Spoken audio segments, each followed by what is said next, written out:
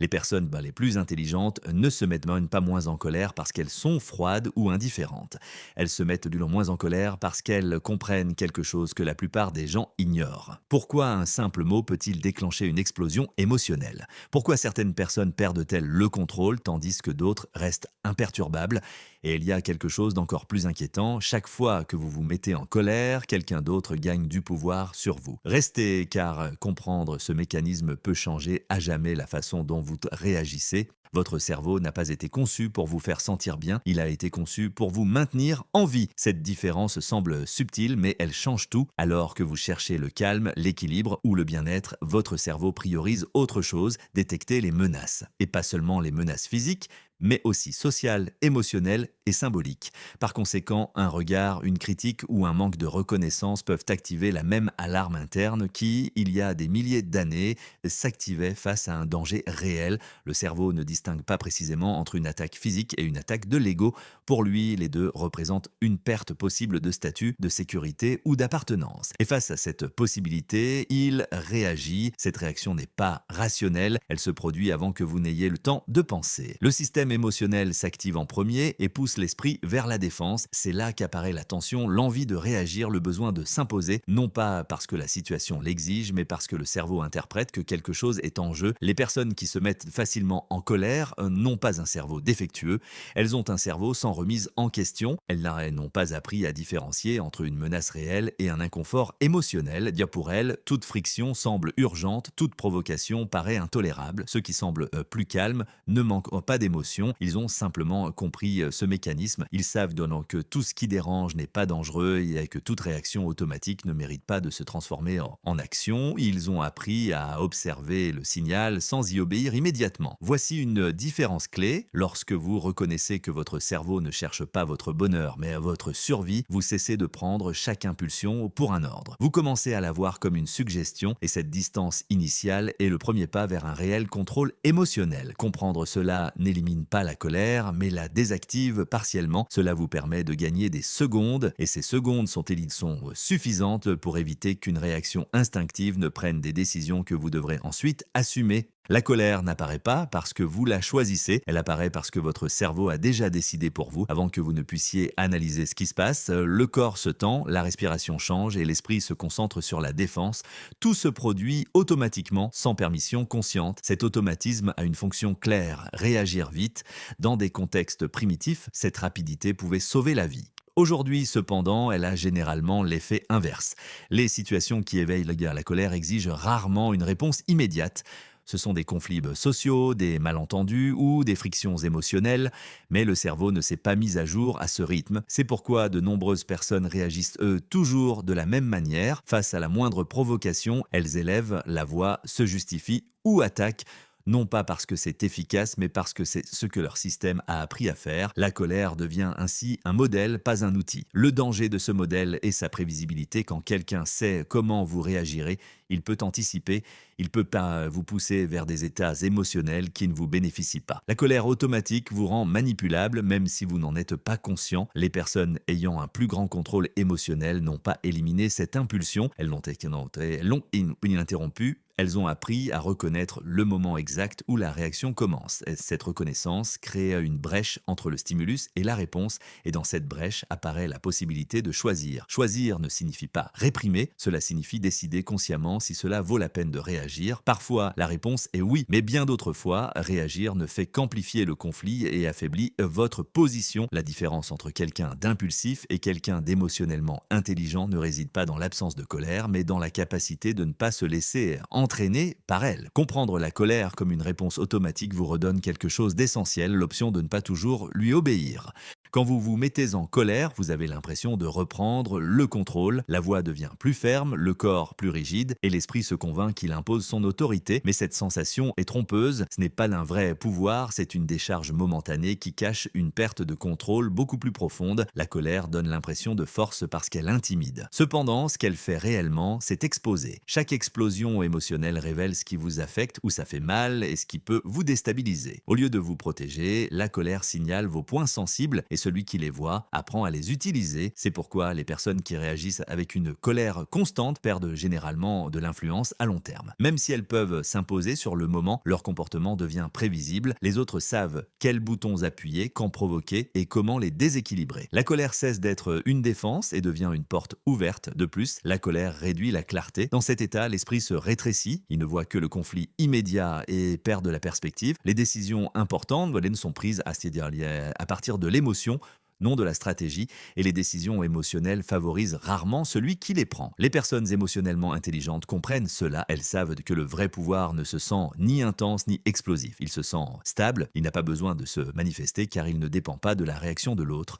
C'est pourquoi quand quelqu'un essaye de les provoquer, elles ne répondent pas avec la force attendue, elles répondent avec contrôle ou ne répondent pas du tout. Renoncer à cette fausse sensation de pouvoir n'est pas une faiblesse, c'est une façon de reprendre les commandes. Cela signifie cesser d'agir pour satisfaire l'impulsion et commencer à agir à partir d'un choix conscient. Dans ce changement, la dynamique s'inverse, celui qui provoquait perd du terrain et celui qui reste serein gagne une marge de manœuvre. La colère promet la domination mais livre la dépendance. Le vrai contrôle commence quand vous n'avez plus besoin de vous mettre en colère pour vous sentir fort. Le silence dérange parce qu'il brise les attentes. Quand quelqu'un provoque, il attend une réaction, une défense, une attaque, une justification. Le silence nie cette récompense, il ne confirme ni n'infirme immédiatement, et dans cette absence de réponse, le contrôle commence à changer de main. Contrairement à la colère, le silence n'expose pas vos faiblesses, il ne révèle pas ce qui vous affecte ni où ça fait mal. Au contraire, il oblige l'autre à projeter ses propres insécurités. Sans réponse claire, la personne qui provoque commence à douter. Est-il allé trop loin? N'a-t-il pas obtenu l'effet escompté? A-t-il perdu de l'influence? Ce doute érode sa position plus rapidement que toute confrontation directe. Le silence n'est pas passivité, c'est une pause stratégique. Il permet d'observer le contexte, de lire les intentions et de décider avec plus de clarté. Pendant que l'autre s'agite, vous gagnez du temps. Et dans les conflits émotionnels, le temps est un avantage décisif. Il réduit l'intensité, refroidit l'impulsion et redonne de la perspective. Les personnes qui maîtrisent le silence comprennent que trop parler est trop souvent une forme de défense. Y expliquer à l'excès, justifier chaque action ou répondre à tout transmet un besoin d'approbation. Le silence, en revanche, communique la sécurité. Il suggère que vous n'avez besoin de convaincre personne pour maintenir votre position. Cela ne signifie pas éviter les problèmes, cela signifie choisir quand les aborder. Le silence initial évite les réponses impulsives que l'on regrette ensuite. Quand on parle enfin, on le fait avec calme et précision. Les mots ont plus de poids car ils ne sont pas contaminés par l'émotion du moment. De plus, le silence établit des limites sans confrontation. Il indique que tout commentaire ne mérite pas d'attention et que toute provocation n'a pas accès à votre énergie. Cette sélection consciente redéfinit la relation de pouvoir. Celui qui ne peut pas vous entraîner émotionnellement perd sa capacité de contrôle. Dans un environnement saturé de bruit et de réactions immédiates, le silence devient un outil rare et puissant. Il ne crie pas, ne menace pas, ne s'impose pas. Il désarme simplement et celui qui apprend à l'utiliser n'a plus besoin de la colère pour se faire respecter. L'intelligence émotionnelle ne consiste pas à supprimer ce que vous ressentez, mais à le comprendre suffisamment pour qu'il ne décide pas pour vous. Les personnes qui semblent imperturbables ne manquent pas d'émotions intenses, elles ont simplement appris à les reconnaître avant qu'elles ne se transforment en action. Cette reconnaissance précoce est essentielle, la plupart des gens ne se rendent compte de ce qu'ils ressentent que lorsqu'ils ont déjà réagi. En revanche, celui qui développe l'intelligence émotionnelle détecte les signaux internes dans leur phase initiale, la tension dans le corps, l'impulsion de répondre, le besoin de se défendre. Ce moment préalable est celui où naît la maîtrise de soi. La maîtrise de soi ne signifie pas rigidité, elle signifie flexibilité. Consciente, pouvoir choisir entre répondre, se taire, attendre ou reformuler la situation. Cette capacité transforme la colère en information utile. Au lieu de l'expulser, la personne l'analyse. Qu'est-ce que cela me dit? Pourquoi cela m'affecte-t-il? Qu'est-ce qui est réellement en jeu? De plus, l'intelligence émotionnelle élargit la lecture du contexte.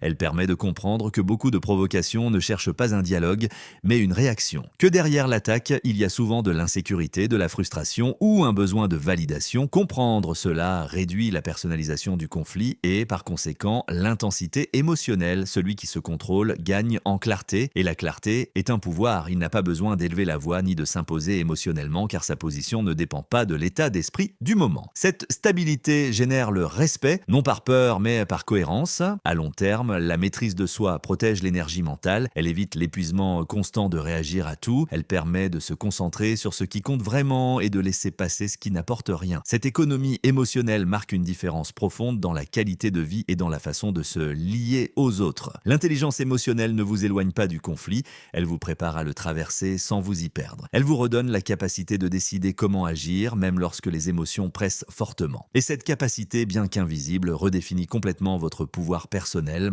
La plupart des gens réagissent toujours de la même manière face à une critique.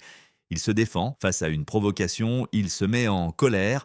Face à un manque de reconnaissance, il se frustre. Cette répétition crée un modèle et tout modèle peut être anticipé lorsque votre réaction est prévisible. Votre comportement l'est aussi et cela réduit votre marge de manœuvre. Ne pas réagir brise ce modèle. Cela introduit une variable inattendue. Celui qui attend une réponse émotionnelle et ne l'obtient pas perd le contrôle de la situation. Il ne sait pas quoi penser, comment agir, ni quoi attendre de vous. Cette incertitude génère un avantage silencieux. Elle vous rend difficile à manipuler. Les personnes émotionnellement intelligentes comprennent que la prévisibilité est une forme de vulnérabilité. Si les autres savent exactement quoi dire pour vous provoquer, alors ce n'est pas vous qui décidez quand agir. Ce sont eux. En ne réagissant pas immédiatement, vous reprenez le contrôle du rythme et du contexte. Cette imprévisibilité ne naît pas d'un calcul froid, mais de la maîtrise de soi. Ce n'est pas une stratégie artificielle, mais le résultat naturel de ne pas se laisser entraîner par des impulsions automatiques. Lorsque vous choisissez quand répondre et quand non, votre comportement cesse d'être automatique et devient conscient. De plus, ne pas réagir oblige l'autre à se révéler. Sans réponse claire, la personne qui provoque a tendance à intensifier son comportement ou au contraire à reculer. Dans les deux cas, il s'expose, vous observez, recueillez des informations et décidez avec plus de précision. Pendant ce temps, vous conservez votre stabilité émotionnelle. Cette capacité transforme également la perception que les autres ont de vous. Celui qui ne réagit pas comme on s'y attend transmet de la profondeur, du contrôle et une sécurité interne. Il n'a pas besoin de démontrer quoi que ce soit. Son calme n'est pas de l'indifférence, c'est un choix, et ce choix est perçu. Dans un environnement où la plupart vivent en réagissant, l'imprévisibilité devient une forme de pouvoir psychologique. Non pas parce qu'elle vous rend inaccessible, mais parce qu'elle vous libère de répondre sous pression. Elle vous permet d'agir avec clarté, non par impulsion. Arrêter de réagir ne vous éteint pas, cela vous redonne le contrôle de votre propre narration. Le calme n'est pas l'absence d'émotion, c'est la maîtrise de celle-ci. Lorsque vous cessez de réagir par impulsion et commencez à choisir vos réponses, quelque chose change de manière irréversible. Vous reprenez le contrôle de vous-même et ce contrôle, même s'il ne se voit pas, se ressent dans chaque interaction. Les personnes qui transforment le calme en leur force ne cherchent pas là à s'imposer. Elles n'ont pas besoin de gagner chaque discussion ni de prouver constamment leur valeur. Elles comprennent que le vrai pouvoir ne s'exerce pas en réagissant mais en décidant quand agir. Cette décision consciente redéfinit la relation avec les autres. Vous ne répondez plus à la pression externe, vous répondez à vos propres critères. Le calme protège également la clarté. Il permet de voir au-delà du conflit immédiat et de comprendre le contexte complet. Pendant que d'autres se perdent dans l'émotion du moment, celui qui reste serein conserve sa perspective. Cette perspective facilite de meilleures décisions, des mots plus précis et des actions plus efficaces. De plus, le calme établit des limites fermes sans confrontation directe. Il communique que tout accès émotionnel n'est pas permis, que tout le monde ne peut pas vous entraîner dans son état interne. Cette limite, bien que silencieuse, génère le respect. Non pas parce qu'elle intimide, mais parce qu'elle montre de la cohérence et de la stabilité. Avec le temps, cette façon d'être au monde transforme les relations. Les conflits se réduisent, les provocations perdent de leur force et les interactions deviennent plus équilibrées. Non pas parce que les autres changent, mais parce que vous ne réagissez plus comme avant. Et ce changement altère toute la dynamique. Transformer le calme en pouvoir ne signifie pas devenir distant ou indifférent. Cela signifie agir en pleine conscience, non par impulsion. Cela signifie choisir quand parler, quand se taire et quand se retirer. Dans un monde qui récompense la réaction immédiate, ce choix est un avantage profond. La vraie force ne se manifeste pas dans l'intensité de la réponse, mais dans la capacité à se maintenir lorsque tout invite à perdre le contrôle. Là, à ce point précis, le calme cesse d'être passif et devient un pouvoir réel.